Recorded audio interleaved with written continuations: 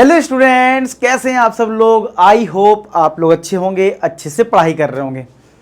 और सीबीएसई ने recently practice paper launch किया और पूरे यूट्यूब पे मैं देख रहा हूँ बच्चे कमेंट कर रहे हैं कि सर प्रैक्टिस पेपर बहुत हार्ड दे दिया सीबीएसई ने, क्या पेपर ऐसा आएगा, आप इसको सॉल्व करवा दो। ये चीज़ सारी चीज़ थी, तो मैंने कहा क्यों ना सॉल्व करवाना शुरू कर दिया जाए। लेकिन आपको मैं एक चीज़ क्लियर करना चाहूँ, देखो प्रैक्टिस पेपर जो सीबीएसई लॉन्च करता है, जैसे लास्ट टाइम भी प्रैक्टिस पेपर आया था, ठीक है, अगर आप उसको देखोगे तो बहुत हार्ड था और पेपर जो आया वो थोड़ा सिंपल था।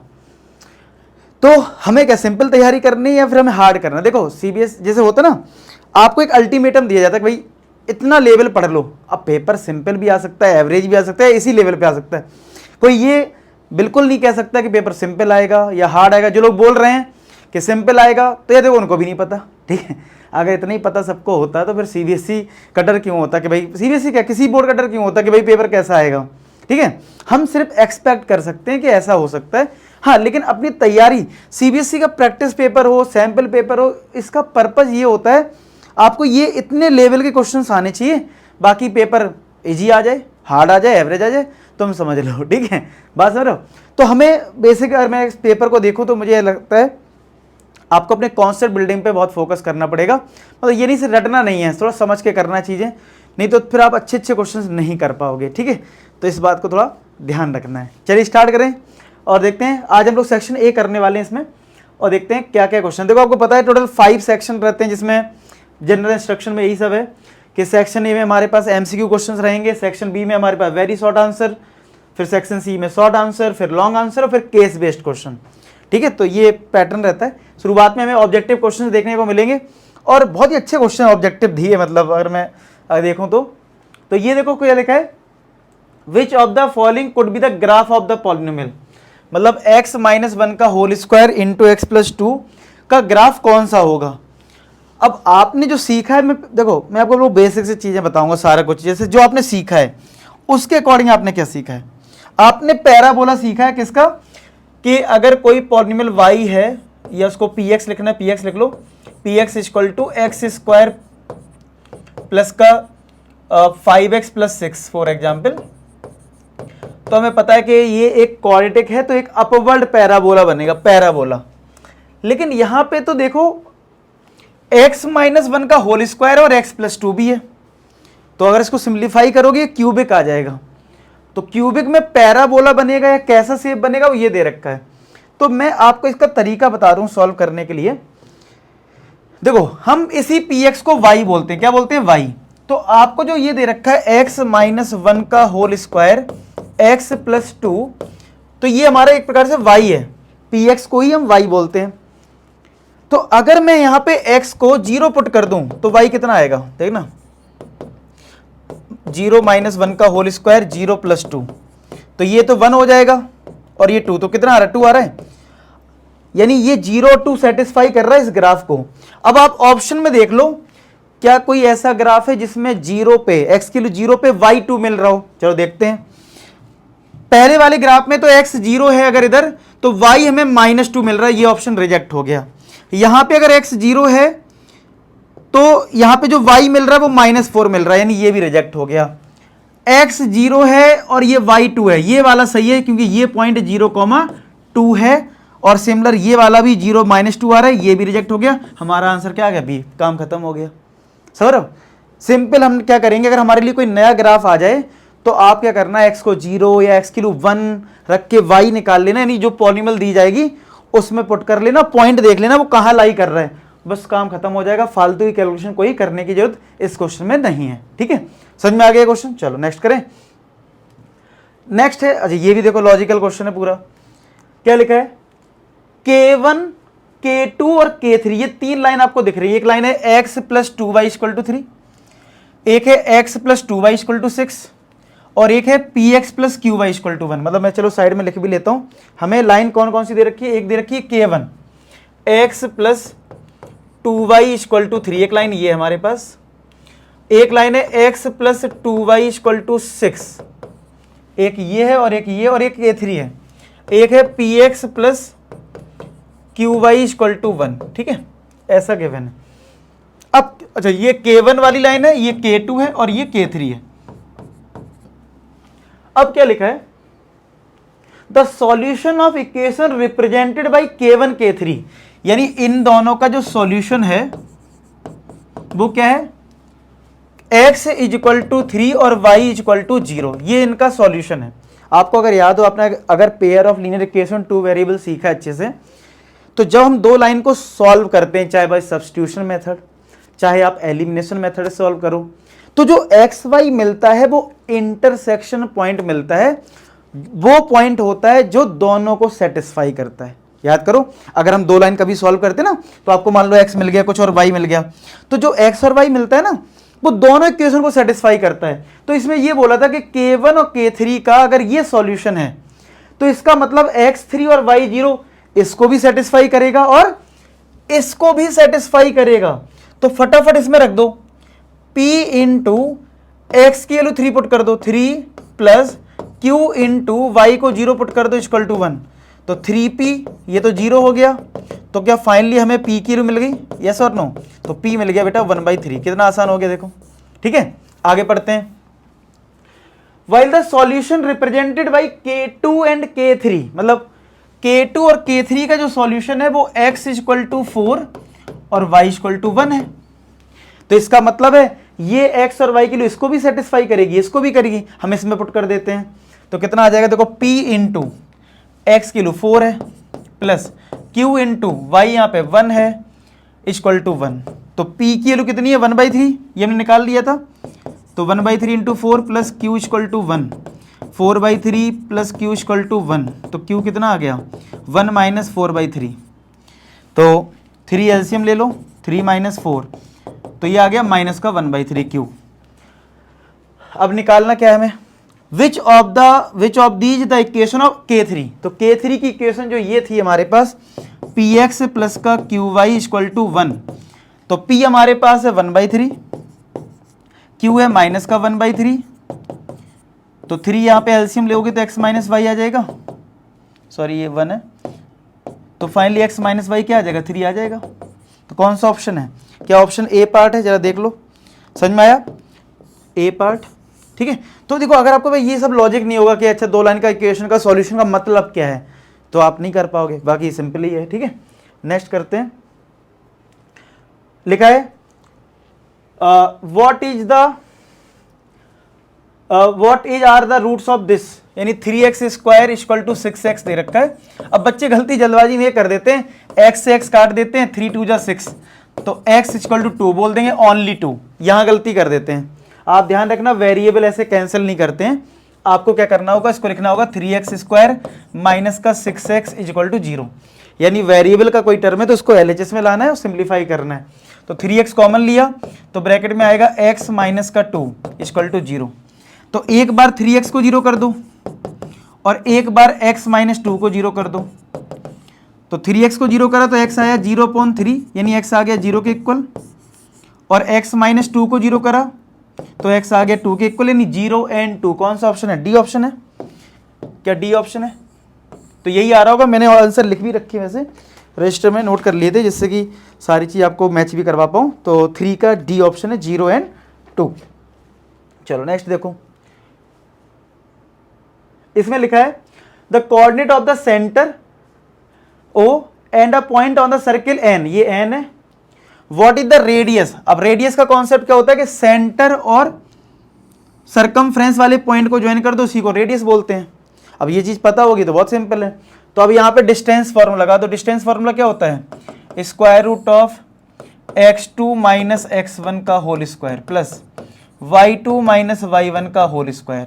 तो r कितना आ जाएगा, x2 यानी माइनस का 2.4 माइनस का x1, ये अब ये x1 माइनस का 4 है तो ये प्लस का 4 हो जाएगा, प्लस y2 माइनस y1 यानी कि 1.8 माइनस 3 का होल स्क्वायर। तो कितना आ गया, ये 1.6 का स्क्वायर हो गया और ये तुम्हारा 1.2 का स्क्वायर हो जाएगा, माइनस का वो भी, ठीक है। तो ये आ जाएगा तुम्हारा 2.56, ये आएगा 1.44, ऐड करेंगे तो 4.00 आ जाएगा। तो 4 का स्क्वायर रूट क्या होता है 2, तो 2 यूनिट्स इसका आंसर हो जाएगा। तो कौन सा ऑप्शन है, बी ऑप्शन है, यही आ रहा होगा, हाँ यही है। समझ में आ गया, तो सिंपल था। तो अभी तक देखो, एक तो टीचर जब एक्सप्लेन करते तो क्वेश्चन सिंपल लगने लगता है, ठीक है, तो अभी तक तो सिंपल ही लग रहा होगा, लेकिन आप खुद से करोगे तो पता लगेगा कि आपको इजी लग रहा है हार्ड। और जब आप सॉल्व करो क्वेश्चन, एक काम करो, रजिस्टर निकालो, जब मैं क्वेश्चन दिखाऊं वीडियो पॉज करो, सॉल्व करने की कोशिश करो, फिर मार्क करो कि 20 क्वेश्चन में तुमने कितने सही करे, पता लग जाएगा तुम्हारे लिए लेवल हार्ड था इजी था। और कमेंट सेक्शन बताना आपको लेवल कैसा लगा, इजी लगा, हार्ड लगा, जो भी है आप जरूर बताना, ठीक है। अब जैसे यहाँ पे देखो पी क्यू आर एक ट्राइंगल है, पी क्यू आर एक ट्राइंगल है, एस टी एक लाइन ड्रॉ करी गई जिसके थ्रू ये वाला एंगल और ये वाला एंगल इक्वल है, और लिखा है एस टी डिवाइड्स, यानी एस टी जो लाइन है वो क्यू आर को 2:3 में डिवाइड करती है, 2:3 में डिवाइड करती है एस टी वाली लाइन क्यू आर को। What is the length of S T, हमें एस टी की लेंथ बतानी है, ठीक है। आप बताओ अगर ये एंगल इसके इक्वल है और ये एंगल तो कॉमन है छोटे ट्राइंगल में और बड़े ट्राइंगल में, समझ रहे हो, तो क्या दो ट्राइंगल सिमिलर हो जाएंगे? कौन से, मैं लिख देता हूं, in triangle S Q T and triangle कौन सा, P Q are, triangle P Q are, ये दो ट्राइंगल लिए मैंने, तो इसमें जो पी आर ये वाला एंगल है, एंगल एस टी क्यू जो है वो एंगल पी आर क्यू के बराबर है, और angle Q equal to angle Q common है, तो डबल ए क्राइटेरिया से, भाई ए क्राइटेरिया से ट्राइंगल एस क्यू टी जो है क्या वो सिमिलर ट्राइंगल हो जाएगा पी क्यू आर के? क्या ये दो ट्राइंगल सिमिलर हो गए? और अगर ये दो ट्राइंगल सिमिलर हैं तो हम करस्पॉन्डिंग साइड्स का रेशियो ले सकते हैं, तो लिख लो चलो, S Q upon P Q, S Q upon P Q is equal to Q T upon Q R, Q T upon Q R is equal to S T upon P R, S T upon P R, ये लिख लो। अब देखो S Q कितना है पता नहीं, P Q कितना है पता नहीं, तो एस क्यू और पी क्यू तो ऐसे ही रहने दो।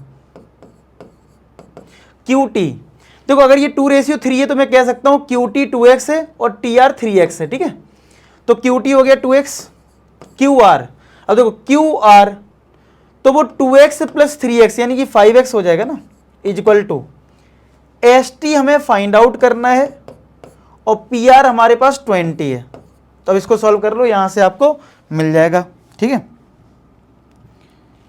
इसको लेने की कोई जरूरत नहीं, हम इससे आंसर निकाल लेंगे, तो x से x कट गया 2/5 equal to S T upon 20, 5 4 या 20 क्रॉस मल्टीप्लाई कर दो, S T equal to 8 centimetre, तो आंसर क्या आ जाएगा, बी पार्ट आ जाएगा। आया इसमें, तो यानी दो ट्राइंगल्स का सिमिलरिटी बेस्ड क्वेश्चन था, अच्छा क्वेश्चन है, मतलब इस लेवल पे क्वेश्चन वैसे पहले भी पूछे गए और अब पूछा गया है प्रैक्टिस में। अब नेक्स्ट देखो 6 में लिखा है दो स्केलियन ट्राइंगल हैं, अनस और ऋषि ऑब्जर्व देम, इसको देखते हैं अनस और ऋषि, और बोला गया है, अनस बोलता है triangle P Q R similar to this, और ऋषि बोलता है P Q R is congruent to C B A, मतलब ये दो जो ट्राइंगल हैं पी क्यू आर और ये। अब एक बात तो साफ है, ये एंगल इसके इक्वल है और ये वाला एंगल इसके इक्वल है, दो एंगल इक्वल है, ठीक है। लेकिन यहां पे दिक्कत क्या है कि ये वाले में देखो एंगल ये है, साइड ये और ये है, तो एंगल फिर साइड और एंगल है, और यहां पे देखना यहां पे एंगल साइड है, यस और नो? अगर पैटर्न को देखें तो दिक्कत है, अगर इसमें ये वाली जो साइड 3 है ना, ये इधर, अगर ये इधर होती तो फिर ये भी बन जाता एंगल, अगर ये 3 इधर होता मान लो इधर, एंगल साइड एंगल बन जाता, और एंगल साइड एंगल कॉन्ग्रेंट का क्राइटेरिया है कॉन्ग्रेंट का क्राइटेरिया एंगल साइड एंगल। लेकिन यहां पे पैटर्न अलग है, देखो एंगल फिर साइड आया फिर एंगल आया, और यहां पे देखो एंगल साइड, तो एक तो कॉन्ग्रेंट होने के लिए सेम होना चाहिए, तो वो चीज नहीं हो पा रही है, तो कॉन्ग्रेंट नहीं है, तो इसका मतलब ऋषि भैया तो गलत हो गए। तो सही क्या अनस हमारा सही है, ये देख लेते हैं। देखो अगर दो ट्राइंगल, मतलब दो ट्राइंगल में अगर दो एंगल इक्वल है, यानी ये एंगल इसके इक्वल है, ये वाला एंगल इसके इक्वल है, तो डबल ए क्राइटेरिया से हम सिमिलर तो बोल ही सकते हैं ना, इसलिए इसका आंसर हो जाएगा Anas, only Anas is correct. भी बोला था कौन करेक्ट है, तो भैया अनस करेक्ट है, समझ में आया? क्लियर हो गया? तो मतलब देखो यहाँ पे मतलब कॉन्सेप्ट अच्छा होना चाहिए, मतलब जिसको कॉन्ग्रेंट के बारे में अच्छे से पता हो कि क्या क्राइटेरिया है, तो वो अच्छे से कर पाएगा, नहीं तो कंफ्यूज हो जाएगा। 7 देखो, अब ये देखो, ये और खतरनाक टाइप का क्वेश्चन, ये है अच्छा क्वेश्चन अभी तक में मेरे अकॉर्डिंग, बाकी आपको बताना कौन सा आपको हार्ड लग रहा है। Harsha made a wind chime use, अब विंड चाइम आप समझते होगे जैसे घर में नहीं लगा देते हैं, जैसे हवा चली तो म्यूजिक टाइप का फुन फुन one one one one one करने लगता है, समझ रहे हो? मतलब होता ना चन चन चन चन चन। अब देखो इसकी टोन तो मैं नहीं निकाल सकता, लेकिन आप शायद से आप चाहो तो गूगल पर डाल देना कि इसका वीडियो दिखा दो, तो आपको साउंड सुनने को मिल जाएगी, ठीक है?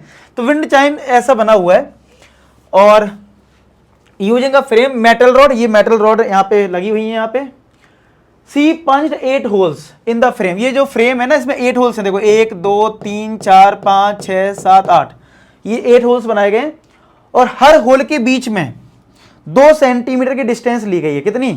2 सेंटीमीटर की डिस्टेंस ली गई है हर 2 होल के बीच में। तो मैं अगर 8 होल्स चलो आपके लिए बना दूं, 1 2 3 4 5 6 7 8, 8 होल्स मैंने बना दिए जिन पे ये रॉड्स लटकी हुई हैं इस तरीके से, ठीक है?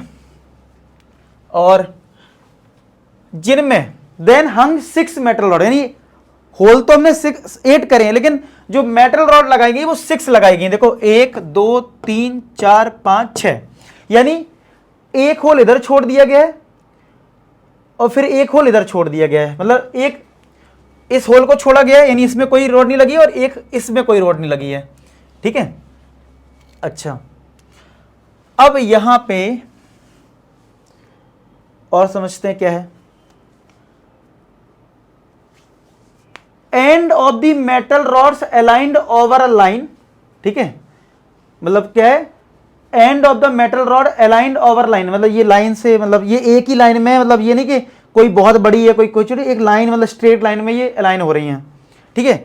All the rods are straight and not showing what is the length of rod P, जो पी रॉड है, ये पी रॉड की लेंथ कितनी होगी ये तुम्हें बताना है, ठीक है? तो अगर मैं इन रॉड्स को देखूं तो अगर ध्यान से देखना तो कुछ इस ट्रेपीजियम टाइप का बनेगा, अगर मैं इसको ज्वाइन कर लूं, ठीक है? ये अगर थोड़ा ध्यान से इतना देखो, इतना ऐसा, क्या ये ट्रेपीजियम टाइप का नहीं बन गया? बताओ, ट्रेपीजियम बन गया? तो मैं इस ट्रेपीजियम को आपके लिए यहां बना देता हूं, ये ट्रेपीजियम जो है, अब देना मैं ट्रेपीजियम, अच्छा क्वेश्चन है मतलब ये वाला, तो मैं इसको थोड़ा घुमा के बना रहा हूं, ये वाला बेस बना देता हूं ऐसे, ये हमने बेस बना दिया ऐसे 29 सेंटीमीटर का, जो कि ये वाली रॉड है हमारी, और इस वाली को मैं ऐसे वर्टिकल बना दे रहा हूं, और फिर हम एक ये वाली लाइन बना रहे हैं 6 सेंटीमीटर वाली, और फिर इसको ऐसे घुमा दिए इधर, ये मतलब इसी को मैंने समझ लो ऐसे करके ऐसे कर दिया, ठीक है? 90 डिग्री घुमा दिया और ऐसा फिगर बन गया, ठीक है? समझ में आ गया? और इसमें अब आपको इस वाली रॉड की लेंथ बतानी है, और इससे पहले एक रॉड ये है, एक रॉड आपकी पहले से एक है ये, और जो मेन रॉड है जिसकी लेंथ आपको बतानी है, उसका कलर मैं अलग कर देता हूँ, येलो कलर कर देता हूँ। ये जो पी रॉड है वो ये है, ठीक है? जो आपको बताना, देखो ये 6 सेंटीमीटर वाली रॉड ये हो गई, फिर ये एक खाली रॉड हो गई, फिर ये पी वाली में बतानी जो कि मैंने येलो ली है, ठीक है? फिर एक दो रॉड और हैं इसके नीचे से पहले, ठीक है? 2 रॉड और है ना, ये पी से नीचे जस्ट 2 रॉड और हैं। अरे येलो कलर नहीं लेते हैं इसका वाइट ही लेते हैं, एक मिनट,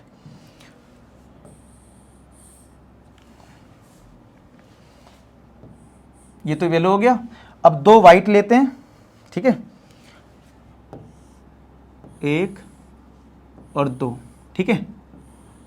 और जो होल था, तो देखो 6 के बाद एक होल था, यानी कि 6 के बाद एक होल खाली है जिसमें कोई रॉड नहीं है, और 29 से जस्ट पहले एक होल खाली है, तो ये होल खाली है इधर, ठीक है?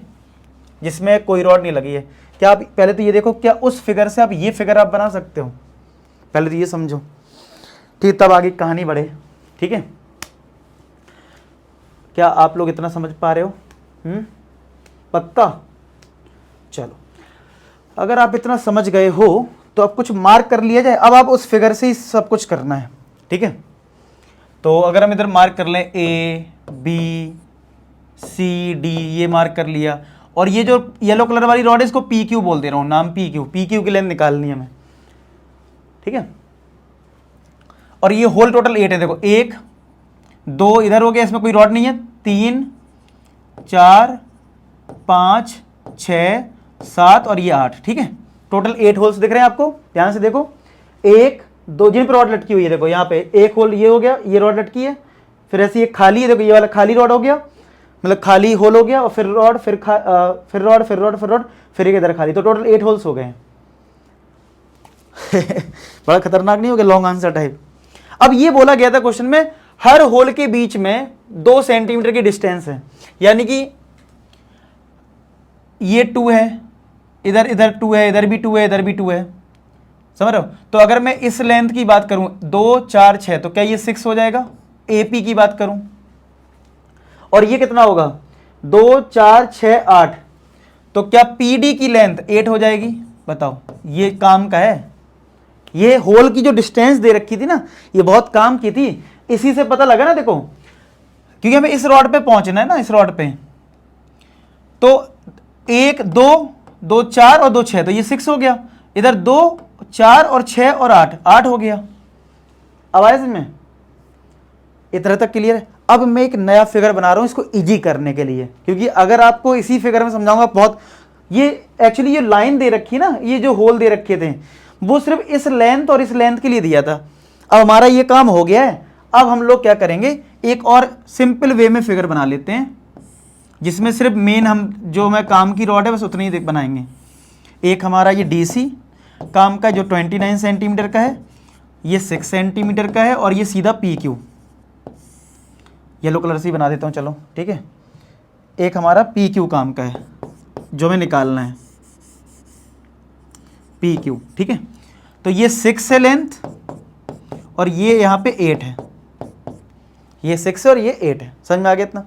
अच्छा, अब हमें निकालना तो ये लेंथ है, ट्रेपीजियम में याद रखना ये वाली लेंथ डायरेक्ट नहीं आती, हमेशा एक कंस्ट्रक्शन करनी पड़ती है, और कंस्ट्रक्शन ये रहती है कि आपको इसको इससे ज्वाइन करना होगा, ठीक है, इसको ज्वाइन करना होगा, और ये कोई पॉइंट एम मान लेते हैं। पहले आप पी एम निकालोगे, फिर एम क्यू निकालोगे, ठीक है। अब आप मुझे एक छोटी सी बात बता दो, क्या हम ट्राइंगल ए पी एम को, ट्राइंगल ए एम क्यू को, ए पी एम को, ट्राइंगल ए पी एम को, ट्राइंगल ए पी एम को सिमिलर ट्राइंगल बोल सकते हैं किससे, ए डी सी से। आप बताओ, सोचो पहले वीडियो को पॉज करके, क्या हम बोल सकते हैं, क्यों बोल सकते हैं, बता देता हूं। एंगल ए कॉमन है, क्योंकि छोटा ट्राइंगल और बड़ा ट्राइंगल, ध्यान देखो, इधर वाला पार्ट मत देखो अभी, आप अभी फोकस करो पीएम पे। तो आप बताओ, इस छोटे ट्राइंगल में और इस बड़े ट्राइंगल में क्या एंगल ए कॉमन है, तो लिख दो angle A common, angle A equal to angle A common. अच्छा, अब देखो ये सारी लाइंस पैरेलल है, तो ये वाला एंगल करस्पॉन्डिंग एंगल से इक्वल हो जाएगा। एंगल ए पी एम जो है वो इक्वल एंगल हो जाएगा किससे, ए डी सी से। मैं इसको इरेज कर रहा हूं, 1 minute. Angle A P M जो है, एंगल ए पी एम जो है वो इक्वल होगा एंगल ए डी सी से, किस वजह से, करस्पॉन्डिंग एंगल की वजह से। तो अगर 2 एंगल हैं तो भाई डबल ए क्राइटेरिया से, भाई ए क्राइटेरिया से क्या हम ये 2 ट्राइंगल सिमिलर बोल सकते हैं। और अगर ये 2 ट्राइंगल सिमिलर हैं तो करस्पॉन्डिंग साइड का रेशियो ले सकते हो ना, A P upon A D, A P upon A D equal to, और हमें पीएम काम का है तो पीएम अपॉन डीसी, बस 2 ही ले लो, ये इन्हीं 2 से काम हमारा चल जाएगा। तो देखो एपी 6 है, एडी हमारा 8 + 6 14 है, equal to PM upon DC, DC 29 है, डीसी कितना है 29, तो पीएम यहां से निकल आएगा, देखो पीएम आ गया 29 × 6 अपॉन 14, ठीक है। इसको चलो ऐसे ही लिखा रहने दो, अभी ये कैंसिल हो रहा है, कैंसिल कर लो इसे, 7 ये 3, तो कितना हो गया 9 3 या 27, 2 कैरी तो 87/7 आ गया यहां से PM। अब आपको सेम काम करना है इधर, ABC ट्राइंगल देखो, ये बड़ा और ये छोटा ट्राइंगल, यानी कि अब हम ट्राइंगल करेंगे CQM, सिमिलर ट्राइंगल कर लेंगे कैसे, CBA से, और सेम तरीके से कर लेना। ये मैं आपके लिए छोड़ रहा हूं, जैसे मैंने ये करा मैं बता देता हूं, लेकिन ये वाला एंगल कॉमन और ये वाला एंगल करस्पॉन्डिंग एंगल, तो जैसे मैंने ये करा वैसे आप इसको कर लेना। तो सिमिलरली आप ये सिमिलर कर लोगे। अब इसमें भी साइड के रेशियो लिख लो, क्या लिख लो, साइड के रेशियो, क्या इसमें लिखो CQ अपॉन, यहां पे लिख लो CQ अपॉन BQ, ठीक है, तो CQ upon CB, CQ corresponding क्या है CB, is equal to MQ हमें निकालना है, तो MQ अपॉन AB। देखो MQ करस्पॉन्डिंग क्या, देखो AB है ना इधर, ये MQ ये AB। अब प्रॉब्लम ये कि CQ तो पता ही नहीं है कैसे कितना है, तो मैं आपको बता देता हूं इधर साइड से। देखो इस ट्राइंगल में ये लाइन अगर इसके पैरेलल है तो BPT के थ्रू, BPT लगाओ इस ट्राइंगल में, BPT क्या होता है, AP अपॉन PD किसके इक्वल होगा, AM अपॉन MC के इक्वल होगा BPT से। और सिमिलर देखो करने को मैं एक लाइन में बता दूं कि ये रेशियो जो है वो इधर होगा, लेकिन आपको समझ में भी तो आना चाहिए, ठीक है। मतलब मैं आपको एक एक चीज एक्सप्लेन कर रहा हूं इस क्वेश्चन में, जिससे कि आपके कॉन्सेप्ट बिल्ड हो जाए, इसमें कम से कम 8-10 क्वेश्चन कवर हो जाएं, समझ रहे हो। ट्रेपीजियम का जितना क्वेश्चन बन सकता है सब कवर हो जाए, इसलिए मैं बहुत बेसिक से बता रहा हूं।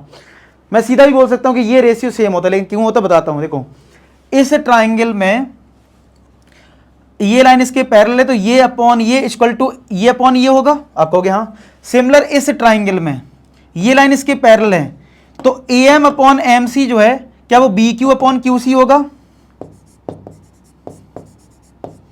आप कहोगे हाँ सर होगा। तो आप बताओ AM अपॉन MC किसके इक्वल है, AM upon MC AP upon PD के इक्वल है, AP upon PD BQ upon QC। तो भाई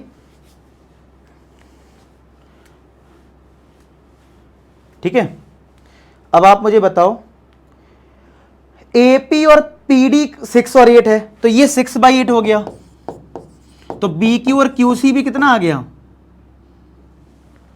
मतलब ये हो गया 6/8, तो BQ बाई QC भी कितना आ गया, 6/8 आ गया कि नहीं आ गया।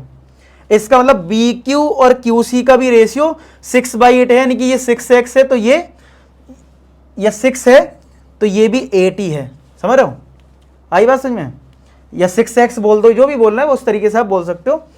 तो अगर ये 6 है तो ये भी 8, मतलब रेशियो की बात कर रहे हो तो 6x बोल सकते हो, 8x बोल सकते हो, ठीक है, मतलब रेशियो सेम आ रहा है, ठीक है। तो जो इधर रेशियो बन रहा है वो इधर, तो अगर हम लेंथ की बात करें तो ये 6x हो गया, इधर 8x हो गया मान लो। अच्छा अब इधर रखते हैं जरा, CQ 8x है, और CB टोटल हो गया, तो 8 से 14 14x हो गया, तो x कट जाएगा यहां भी।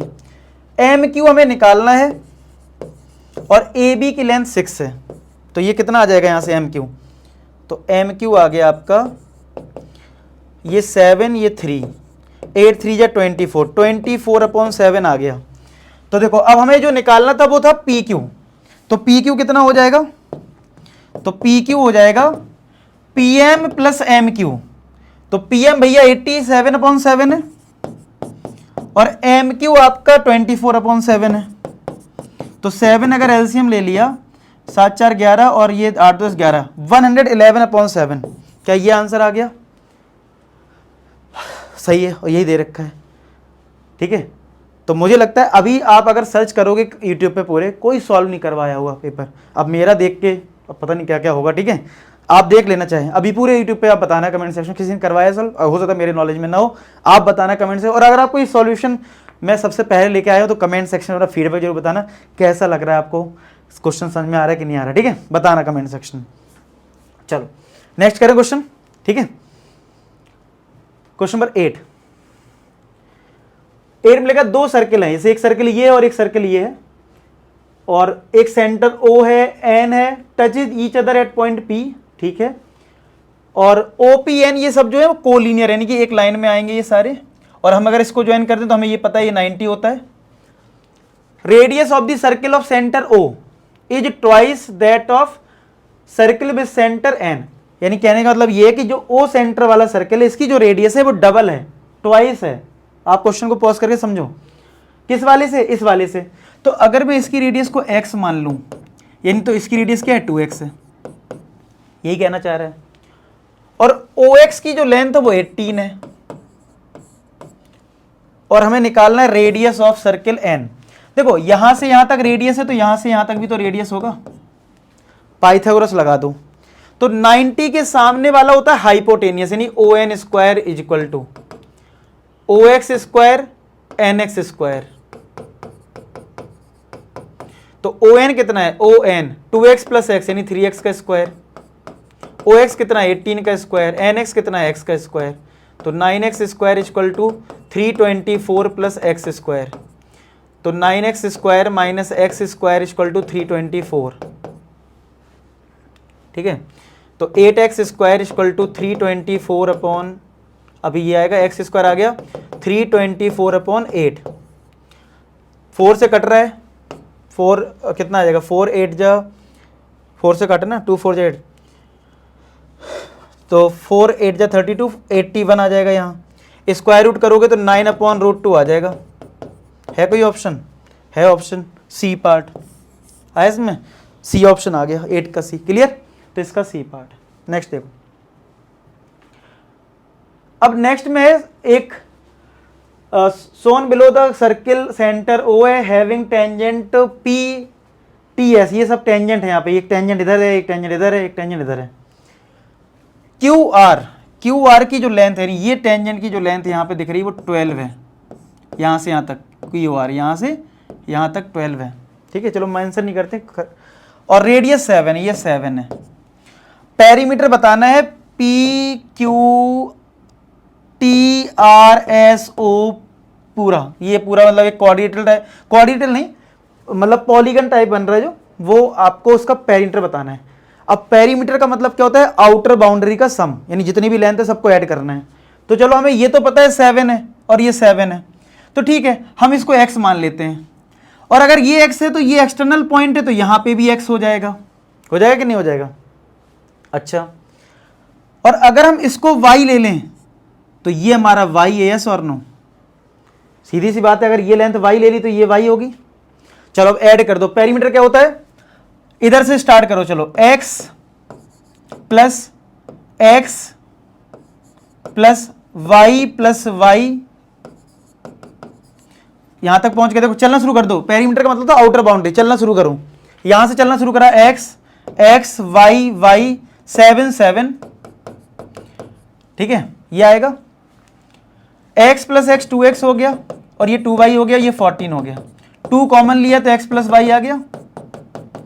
अब x प्लस y देखो यहां से यहां तक की लेंथ है और क्यू आर तुम्हें दे रखा था 12, तो क्या हमें x प्लस वाई 12 दे रखा है, क्योंकि क्यू आर हमारा x प्लस वाई है और ये 12 है। तो 2 इंटू 12 प्लस 14, तो 24 प्लस 14 38 सेंटीमीटर। सी।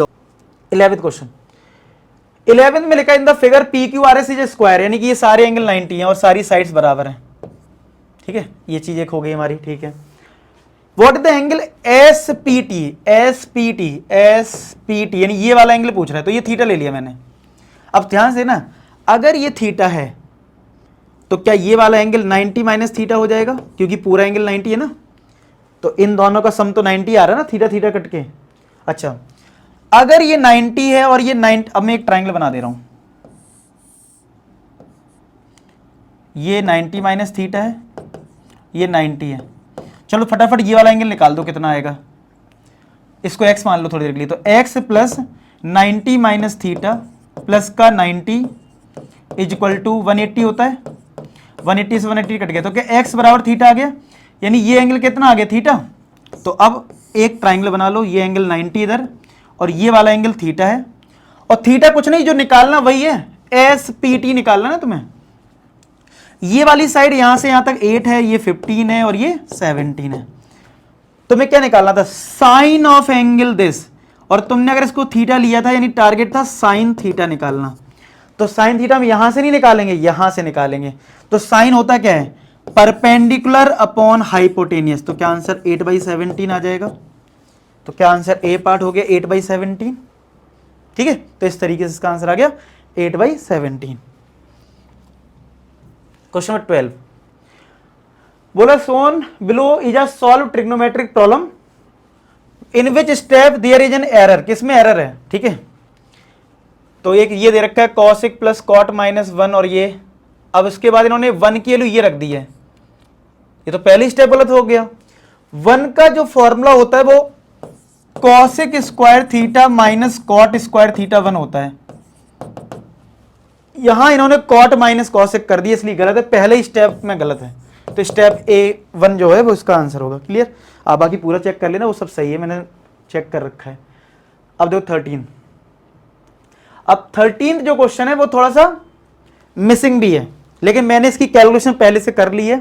जो आंसर दे रखा था सीबीएसई ने उसके अकॉर्डिंग मैं चेंजेस बता दूं इसमें कहां है, और आप खुद से भी इतने समझदार हो, बता सकते हो कि एरर है या नहीं है, ठीक है। तो क्या लिखा था, एक सर्कल है जिसकी रेडियस 6 है, area of the shaded region in the circle, यानी सर्कल के अंदर जो एरिया ऑफ शेडेड पोर्शन है is of area of circle. इसका क्या मतलब है, मतलब क्या area of shaded portion circle के एरिया के कभी इक्वल हो सकता है क्या, हो सकता है क्या, कभी नहीं हो सकता यार, ये पार्ट तो है ही नहीं। और फिर इधर लिखा भी नहीं है कि उसका हाफ है, 2/3 टाइम्स है, कितना है। और देखो इसका मतलब साफ पता लग रहा है ऑफ के पहले कुछ मिस हो गया है यहां पे सीबीएसई से, मतलब 2/3 है, 3/2 है, क्या है यहां पे, क्योंकि हम ऑफ कब यूज करते हैं, बोलते हैं ना 2/3 ऑफ, 1/2 ऑफ, ये भूल गए बताना, ठीक है। तो थोड़ी मैंने मेहनत करी और मैंने देखो सॉल्व भी करा इसको। तो मैंने जो डेटा लिया था वो ये था और उसके अकॉर्डिंग आंसर हमारा आ गया था। ये देखो मैं सॉल्व कर रखा, राइटिंग बड़ी गंदी है यार, देखो मत बोलना यार राइटिंग के लिए, ठीक है। राइटिंग देखो बहुत गंदी है, मैंने बड़ा दिमाग लगा के पूरा सॉल्व करा इसको, अलग अलग डेटा लेके, मतलब किससे आंसर हमारा जो दे रखा है सीबीएसई ने इसका आंसर दे रखा है 16/3। तो मैंने इसके हिसाब से कैलकुलेशन के हिसाब से लिया है, तो मैंने लिया है 5/9। चलो 5/9 लिया, एक बार करके देख लेते हैं।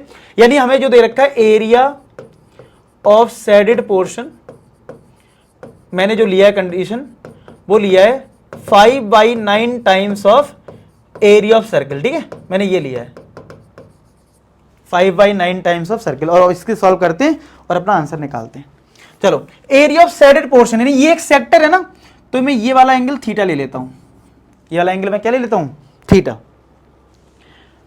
तो हमें ये वाला एरिया, हमें क्योंकि इस वाले एरिया में रिलेशन दे रखा है, तो एरिया ऑफ शेडेड पोर्शन ये एक सेक्टर है, सेक्टर का एरिया क्या होता है, theta upon 360 into πr² equal to 5/9, और सर्कल का एरिया πr² होता है, कट गया, 9 4 जा 36, 40 आया, तो थीटा कितना आ गया 40 इंटू 5, 200 डिग्री आ जाएगा।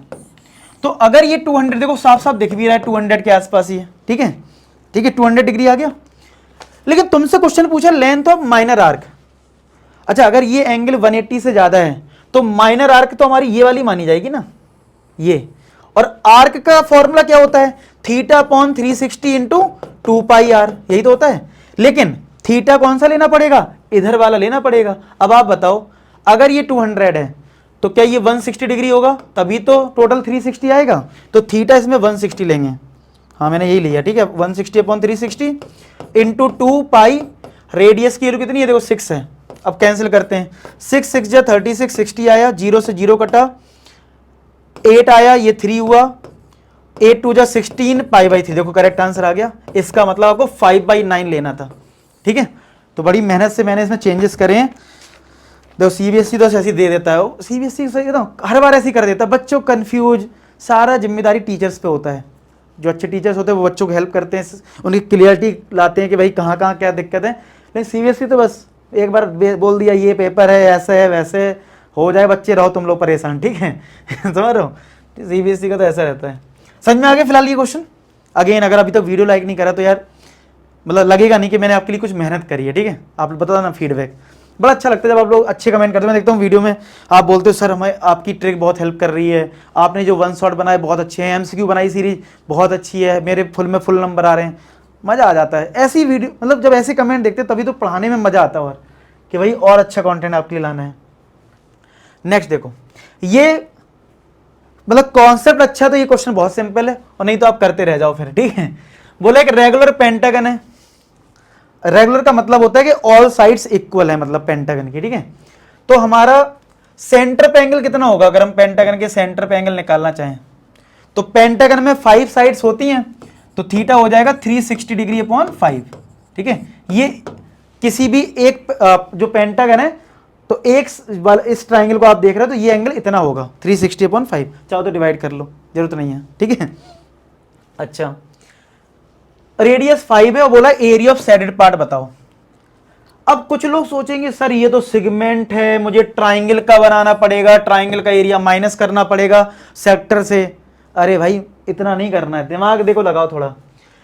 अगर ये वाला रेगुलर पेंटागन है तो जो एरिया उधर होगा वो इधर होगा, तो एरिया क्या है, इस वाले एरिया को यहां से हटा दो, मान लो इधर नहीं है, इस एरिया को यहां दे दो, कितना आसान हो गया।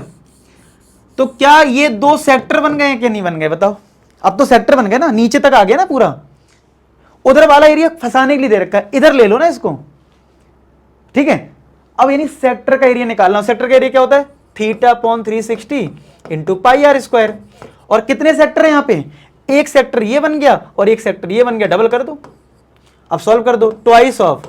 अब थीटा हमारा ये वाला एंगल है, और ये एंगल कितना होगा वो मैंने निकाल दिया पहले से ही, 5 इक्वल साइड होती है पेंटागन में, तो 5 से डिवाइड करा था, तो ये 360 अपॉन 5 है थीटा, और ये डिवाइड में 360 है ही तुम्हारा, पाई आर स्क्वायर, आर कितना है 5 का स्क्वायर, 360 से 360 कट गया, 2 into 1 upon 5 into pi into 5 का स्क्वायर 25, तो 5 टाइम्स कटा, 5 टू जा 10 पाई, कितना आंसर आ गया 10 पाई सेंटीमीटर स्क्वायर, डी पार्ट यही आ रहा होगा, 10 पाई यही आ रहा है, आया समझ में, बस हो गया क्वेश्चन सॉल्व। और अगर वैसे सोचते सेगमेंट पता नहीं क्या क्या आप दिमाग लगाते इस क्वेश्चन में, ठीक है। नेक्स्ट, एक क्यूबॉइड है जिसका बेस एरिया पी है, ओके, मतलब जो बेस एरिया जैसे एलबी बोलते हैं ना जिसको, जैसे हम लोग क्या बोलते हैं कि जो हमारा क्यूबॉइड होता है, क्यूबॉइड का वॉल्यूम क्या होता है, क्यूबॉइड का एलबीएच होता है, तो बेस एरिया यानी एलबी जो है वो तुम्हें दे दिया है पी, ठीक है। बेस एलबी कहाँ होता है, बेस में होता है ना, तो वो एरिया पी दे दिया, तो एलबी के लिए पी है मतलब, तो ये वॉल्यूम है P H. Filled water up to height Q unit, मतलब इसकी क्यू यूनिट तक हाइट तक पानी भरा हुआ है, ठीक है। हालांकि ये तो बॉल चली गई और ऊपर जाएगा, पहले कुछ अलग हाइट पे भरा होगा ये, ठीक है।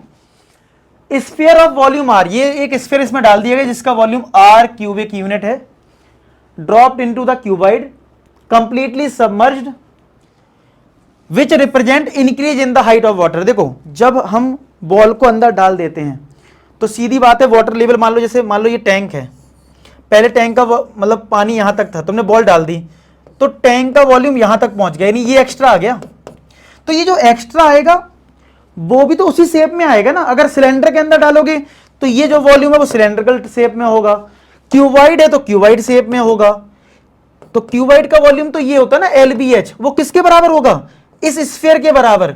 यानी कि पीएच जो है, यानी कि क्यूबॉइड का जो वॉल्यूम है, जो इंक्रीज हाइट आपसे पूछी जा रही है, वो किसके बराबर होगा, स्फीयर के वॉल्यूम। स्फीयर का वॉल्यूम कितना है आर है, तो क्या एच की वैल्यू आर बाई पी आ जाएगी, क्या आ जाएगा, यही दे रखा होगा, हाँ यही है 15 का B part, R by P unit, समझ में आया, क्लियर है। तो वॉल्यूम इक्वल करना था क्यूबॉइड का और उसका। 16 में बोला है Sweety Nitesh Ashraf visited hospital, annual body checkup, include blood pressure evolution, result of their systolic blood pressure reading as follows. ये रीडिंग्स दे रखी हैं, the table below the systolic blood pressure ranges patient who visited hospital same day, इतना ये pressure की range दे रखी है ब्लड प्रेशर की। Who among 3 friends have blood pressure reading that falls in the model class. अच्छा model class क्या होता है, अब ये देखो कॉन्सेप्ट पता होगा तभी क्वेश्चन कर पाओगे। मॉडल क्लास होता है जहां हाईएस्ट फ्रीक्वेंसी है, तो हाईएस्ट फ्रीक्वेंसी कितनी है 19, तो 19 पे ब्लड प्रेशर की रेंज है 145 से 155, तो 145 से 155 के बीच में कौन आ रहा है, नितेश आ रहा है, तो नितेश हो जाएगा इसका आंसर। इन 3 फ्रेंड में कौन इसमें लाई कर रहा है, नितेश कर रहा है, नितेश ही है इसका आंसर, ठीक है। 17 देखो, एक टेबल दे रखी है, आप लोग पढ़ लो, ये मीडियन पे बेस्ड क्वेश्चन है। Table below the depict the weight of the student of class 6 of red bricks public school. एक स्कूल है जिसमें क्लास 6 स्टूडेंट्स का कुछ डेटा दे रखा है, उनका वेट का, ठीक है, और वेट की रेंज दे रखी है और यहाँ पे नंबर ऑफ स्टूडेंट्स हैं।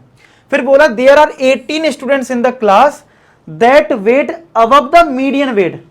अब ये थोड़ा सा कंफ्यूजिंग हो जाता है यहाँ, ये क्या दे दिया है, there are no student with the same weight as median weight, how many students weigh between the range 37 to 40, यानी यहां पे कितना नंबर होगा ये बताना है। अब आपको याद हो मीडियन हम कैसे निकालते थे, अगर आपको मीडियन का लॉजिक याद है तो मीडियन कुछ हम ऐसे निकालते थे, अगर आपको याद हो, पहले मीडियन का प्रोसेस याद करो। ये एफ दे रखा, हम पहले सी एफ निकालते थे। अगर आपने ये चैप्टर कर रखा तो आप कर ले जाओ। 6 प्लस 8 ये ऐड होता है 14, 14 प्लस 7 21, 21 प्लस 10 31। अब ये हमें इधर पता नहीं है, यानी 31 प्लस एक्स कितना होगा। जो भी ये होता है आपको अगर याद हो, इस नंबर का हमें हाफ करना होता है और वो डिसाइड करता है कि मीडियन कहां है, मतलब मीडियन की रेंज किसके बीच में लाई करेगी। यानी मान लो ये रिजल्ट हाफ करने के बाद 12 आया तो आप ये देखोगे 12 कहां लाई कर रहा है, ठीक है, या जितना भी ये आया। तो यहां पे जो 18 दे रखा है वो यही बोला गया है कि there are 18 student in the class that weigh above the median weight, ठीक है। तो जो मीडियन वेट है उसके अबव है, यानी मीडियन वेट उसी में लाई कर रहा होगा, यानी ये जो है 18 यहीं पे आ जाएगा, क्योंकि n/2 ही डिसाइड करता है। आपको अगर याद हो n/2 की वैल्यू मान लो 10 आ गई फॉर एग्जाम्पल, तो आप देखते हो 10 कहां लाई करेगा, या 15 है तो 15 कहां लाई करेगा, तो ये 18 आपको दे रखा है। अब यही कंफ्यूजन है हो जाती ना, कहां लाई कर रहा है, तो बस यहीं से निकाल लो एक्स के लो। 31 प्लस एक्स इक्वल टू 36, तो एक्स आ जाएगा 5 के बराबर, ठीक है, तो ये 5 आ जाएगा। नेक्स्ट देखो, Ginny flipped a fair coin 3 times. Ginny ने क्या करा, एक फेयर कॉइन को 3 टाइम्स करा, टेल्स केम अप। देखो कुछ भी आ सकता है, 3 क्या 50 बार कर लो, हो सकता है 50 बार टेल आ जाए, हालांकि पॉसिबिलिटी कम है लेकिन मान लो आ गया। तो Ginny wants to flip a coin again, फिर से गिन्नी कॉइन को उछालना चाहती है। What is the probability of getting head in the next coin. देखो तुमने पहले क्या काम कर लिया, कॉइन में क्या फर्क पड़ता है। अब आपने जब 3 बार उछालने फिर से उछाल रहे हो तो उसकी प्रोबेबिलिटी तो बराबर है, या तो हेड आएगा या टेल आएगा, हाफ प्रोबेबिलिटी है, नहीं 0.5, ठीक है। ये थोड़ी ना पास्ट में कॉइन को 10 बार उछाल दिया तो अब हेड की प्रोबेबिलिटी ज्यादा हो गई, ऐसा तो कभी नहीं होता ना, होता है क्या, नहीं होता ना, तो हाफ रहेगा 0.5। अब ये असर्शन रीजनिंग का क्वेश्चन है, बोला ये नंबर क्यू है। असर्शन रीजनिंग आई होप आपको पता होगा कि 4 टाइप के ऑप्शन होते हैं, ये बोथ ए आर, मतलब असर्शन भी करेक्ट है, रीजन भी करेक्ट है, करेक्ट एक्सप्लेनेशन है, तो ए ऑप्शन, ए भी ट्रू है, बी भी ट्रू है, आर भी ट्रू है, लेकिन एक्सप्लेनेशन ट्रू नहीं है, बी ऑप्शन। ए ट्रू है, बी फॉल्स, आर फॉल्स है, या फिर ए फॉल्स है, आर ट्रू है। तो इस तरीके से 4 ऑप्शन रहते हैं, ठीक है। तो बोला है क्यू को प्राइम फैक्टराइज जब करा गया, क्यू को जब प्राइम फैक्टराइज करा गया तो वो आया 3 का स्क्वायर इंटू 7 का स्क्वायर इंटू बी, ठीक है। जब हमने प्राइम फैक्टराइज करा वो इतना आया, और जो b है वो अदर देन 3 and 7 है, ये पहले से बता दिया है कि भैया उसमें 3 और 7 नहीं है। अच्छा, और q का प्राइम फैक्टराइजेशन करा गया है based on above information of 2 statement assertion A and other reason this, ठीक है। इसका रीजन कहाँ है, अच्छा assertion रीजन ये है, मतलब इसकी इंफॉर्मेशन assertion है। Q is definitely odd number. देखो जरूरी तो नहीं ऑड नंबर हो, अगर मैंने b को 2 ले लिया तो 2 भी तो एक प्राइम नंबर है ना, तो 2 का मल्टीप्लाई जब इसमें सॉल्व करोगे तो वो इवन नंबर हो जाएगा, क्योंकि b तो कुछ भी हो सकता है ना 3 और 7 के अलावा। तो 2 ले लिया तब भी तो प्राइम फैक्टराइजेशन आएगा। फिर लिखा 3 square into 7 square is an odd number, सही बात है, ये तो ऑड ही आएगा क्योंकि 7 का स्क्वायर 49, ये 9 मल्टीप्लाई करोगे ऑड नंबर, तो ये तो ट्रू है लेकिन ये फॉल्स है, तो ये पहला ही फॉल्स है, तो डी ऑप्शन हो गया, खेल खत्म। तो इसका आंसर क्या आ गया, डी, ठीक है, इसका आंसर आ गया डी, खेल खत्म हो गया। नेक्स्ट देखो, पी क्यू 2 पॉइंट हैं on the coordinate plane, 2 statements this बोला गया, फिर असर्शन ये है mid point 0,2 is the only point equidistant from P and Q। मतलब इनका कहने मतलब ये है कि अगर मैं एक पॉइंट P ले लूं और एक पॉइंट Q ले लूं, तो P पॉइंट अगर -2,5 है और Q तुम्हारा 2,-1 है, तो अगर इसका मिड पॉइंट निकाला जाए, चलो निकाल लेते हैं। मिड पॉइंट का फॉर्मूला क्या होता है? x1 plus x2/2, y1 plus y2/2। तो ये तो सही है कि मिड पॉइंट 0,2 ही आ रहा है जो इन्होंने बोला है, लेकिन इन्होंने बोला कि अकेला यही इकलौता पॉइंट होगा जो P से और Q से सेम डिस्टेंस पे होगा, जो कि गलत है, अभी पता लग जाएगा ना। फिर लिखा रीजन में there are many points x, y where this is equal to this. मतलब इनका कहना मतलब है, मान लो कोई पॉइंट इधर ले लो और जिसको मैं x y बोल रहा हूं, ठीक है, और ये मान लो मैंने r पॉइंट ले लिया, तो क्या इसकी डिस्टेंस इधर और इधर इक्वल हो सकती है? आप कहोगे यस।